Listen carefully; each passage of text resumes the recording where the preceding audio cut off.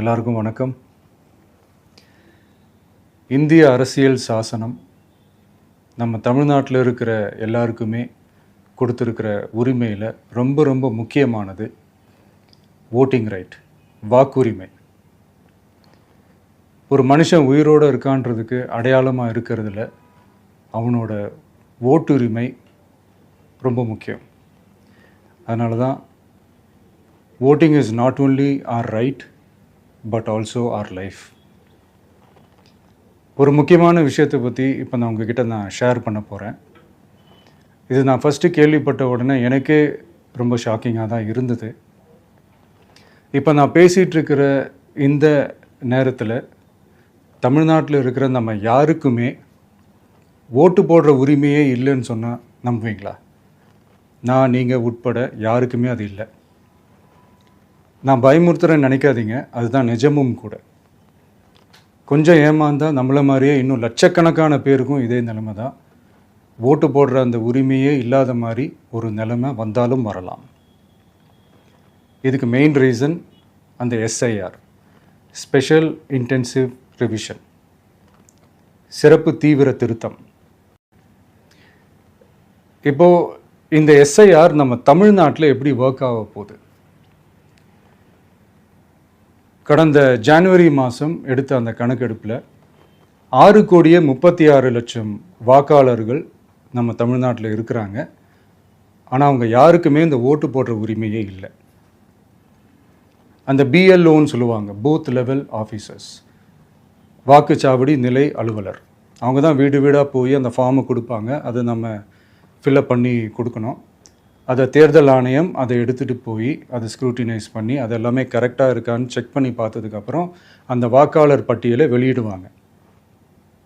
அந்த வாக்காளர் பட்டியலில் நம்ம பேர் இருக்கணும், அப்போ தான் நம்மளால் ஓட்டு போட முடியும்.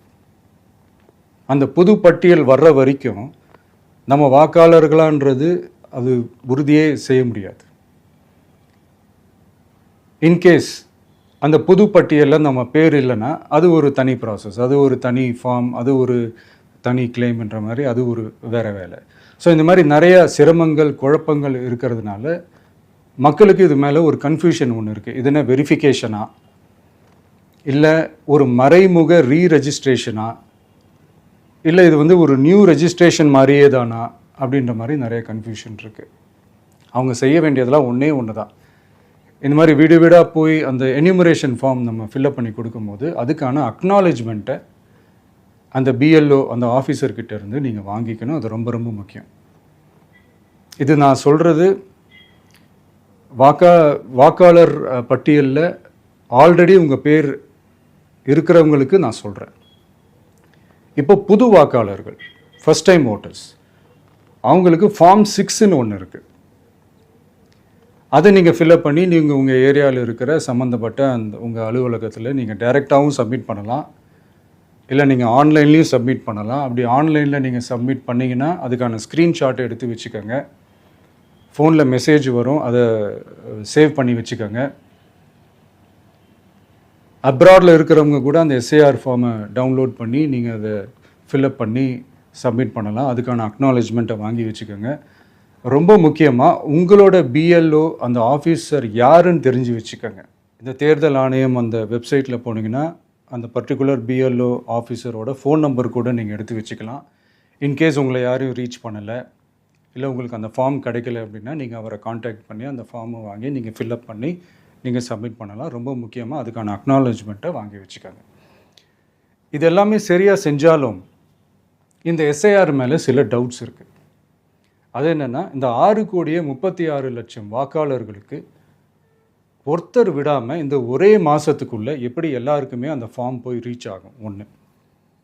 ரெண்டாவது, நீங்கள் வரும்போது வீட்டை பூட்டிட்டு வேலைக்கு போயிட்டு என்ன பண்ணுறது? இப்போ நீங்கள் வருவீங்கன்றதுக்காக வேலையெல்லாம் விட்டுட்டு வீட்டுக்குள்ளேயே உட்காந்துட்ருக்கணுமா? ஸோ இதில் மெயினாக பாதிக்கப்பட போகிறது உழைக்கிற மக்கள், ஏழைகள், வேலைக்கு போகிற பெண்கள். இவங்களுக்கு யார் கரெக்டான அந்த பதில் சொல்ல போகிறது? ஒரு நியாயமான எஸ்ஐஆர்னால் என்ன நடக்கணும்? இப்போது இறந்து போனவங்களை மார்க் பண்ணி அதுலேருந்து டிலீட் பண்ணணும். இப்போ போலி வாக்காளர்கள் இருந்தாங்கன்னா அவங்கள மார்க் பண்ணி டிலீட் பண்ணணும். இப்போ ஆல்ரெடி ஓட்டு இருக்கிறவங்களுக்கு எதுக்கு இந்த ரெஜிஸ்ட்ரேஷன் என்ற பேரில் இவ்வளவு குழப்பங்கள் அப்படின்றது தான் எங்கள் கேள்வி.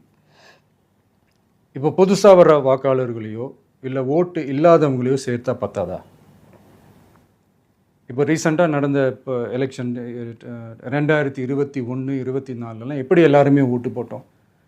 அதில் ஓட்டு போட்டவங்க கூட இப்போ புதுசாக ரெஜிஸ்டர் பண்ணணும்னா அது ஏன் அந்த கன்ஃபியூஷன் அப்படின்றதான் நாங்கள் கேட்குறோம். அதனால தான் நாங்கள் எஸ்ஐஆரை எதிர்க்கிறோம். இப்போ புதுசாக சில கம்ப்ளைண்ட்ஸ்லாம் வர ஆரம்பிக்குது. அது என்னென்னா முக்கியமாக நம்மளுடைய டிவிகே தோழர்களுக்கு அந்த ஃபார்ம் கிடைக்க மாட்டேங்குது, கொடுக்க மாட்டேன்றாங்க அப்படின்ற சில கம்ப்ளைண்ட்ஸ். இது யார் பண்ணுறாங்க அப்படின்றது நான் தான் சொல்லி தெரிய வேணும்னு ஒன்றும் அவசியம் இல்லை உங்களுக்கு. இப்போ இருக்கிற ஆட்சியாளர்கள் அவங்களுக்கு கைப்பாவையாக இருக்கக்கூடிய சில பேர் வந்து இதை செய்ய ஸ்டார்ட் பண்ணியிருக்கிறாங்க. அதனால் மைடியர் வர்ச்சுவல் வாரியர்ஸ், இதை வந்து சாதாரணமாக எடுத்துக்காதீங்க. இது எல்லாருக்குமே அந்த ஃபார்ம் போய் ரீச் ஆகணும். இதில் ரொம்ப உறுதியாக இருங்க. அதையும் மீறி உங்களுக்கு அந்த ஃபார்ம் கிடைக்கலன்னா இருக்கவே இருக்கும் ஆன்லைன். தேர்தல் ஆணையம் அந்த வெப்சைட்டில் போய் அந்த ஃபார்மை டவுன்லோட் பண்ணி நீங்கள் ஃபில்அப் பண்ணி சப்மிட் பண்ணலாம். உங்கள் வீட்டில் இருக்கிறவங்களுக்கு நீங்கள் செஞ்சு கொடுங்க, பக்கத்து வீட்டில் இருக்கிறவங்களுக்கு செஞ்சு கொடுங்க, தெரிஞ்சவங்களுக்கு, தெரியாதவங்களுக்கு, பழகினவங்களுக்கு, பழகாதவங்களுக்கு எல்லாருக்குமே நீங்கள் தயவு செஞ்சு கொடுங்க. அண்ட் ரொம்ப முக்கியமாக நம்ம ஜென்சி கிட்ஸ், நம்ம ஃபஸ்ட் டைம் ஓட்டர்ஸ், நம்ம புது வாக்காளர்கள், நம்ம நண்பா நண்பிகள், அவங்க ரொம்ப கேர்ஃபுல்லாக இருக்கணும்.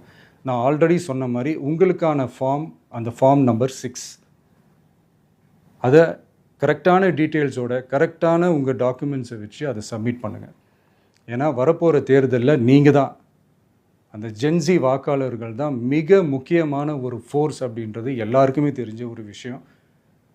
அதனால் உங்களை டிஸ்டர்ப் பண்ணுறதுக்கு, உங்கள் பேரை அதில் இன்க்ளூட் பண்ணாமல் செய்கிறதுக்கு என்னென்ன வேலைகள் செய்யணுமோ, என்னென்ன தில்லுமுள்ளு வேலைகள் செய்யணுமோ எல்லாமே அவங்க செய்வாங்க.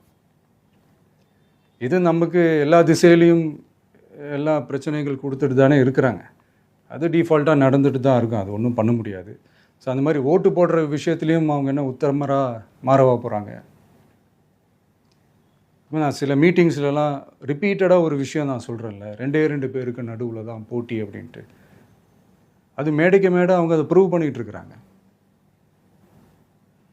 அதனால் தோழர்களே, வரப்போகிற தேர்தலில் நம்ம யாருன்னு காட்டணும், நம்ம பலம் என்னன்னு காட்டணும். அதுக்காக அந்த பலமான, அந்த பவர்ஃபுல்லான ஆயுதத்தை நம்ம கையில் எடுக்கணும். அந்த ஆயுதம் வேறு எதுவுமே இல்லை, ஓட்டு, வாக்கு, ஜனநாயகம். அது இருந்தால் தான் நம்ம அந்த வெற்றியை நோக்கியே நம்மளால் பயணிக்க முடியும். தமிழ்நாடே அந்த வாக்குச்சாவடி முன்னாடி திரண்டு நிற்கணும். அதை பார்த்துட்டு தமிழ்நாடே தமிழக வெற்றி கழகமா, இல்லை தமிழக வெற்றி கழகம் தான் தமிழ்நாடா அப்படின்ற மாதிரி இருக்கணும். வீடுன்னு ஒன்று இருந்தால் தான் ஓடு மாற்ற முடியும்னு அறிஞர் அண்ணா அவர்கள் சொல்லியிருக்கிறாங்க. அந்த மாதிரி ஓட்டுன்னு ஒன்று இருந்தால் தான் இந்த நாட்டையே காப்பாற்ற முடியும். அப்புறம் இன்னொரு முக்கியமான விஷயம், அந்த எனிமரேஷன் ஃபார்ம் நீங்கள் ஆன்லைனில் நீங்கள் ஃபில்அப் பண்ணும்போது அதில் ஒரு சில ப்ராப்ளம்ஸ் வர்றதுக்கு வாய்ப்பு இருக்குது. அது உங்களுடைய ஓட்டர் ஐடியில் இருக்கிற உங்கள் பேரும், ஆதார் கார்டில் இருக்கிற பேரும், அந்த ஸ்பெல்லிங், இனிஷியல்ஸ் எல்லாமே ஒரே மாதிரி இருந்தால் தான் அது அக்செப்ட் ஆகும், இல்லைன்னா அக்செப்ட் ஆகாது. அது கொஞ்சம் கேர்ஃபுல்லாக பண்ணுங்கள். அது கொஞ்சம் யூசர் ஃப்ரெண்ட்லியாக இருக்கலாமேன்னு கேட்டதுக்கு அதெல்லாம் முடியாது, அதுக்கெலாம் வாய்ப்பு இல்லை, அதுக்கெலாம் ஆளுங்க இல்லை, பண்ண முடியாதுன்னு ரிப்ளை பண்ணிட்டாங்க.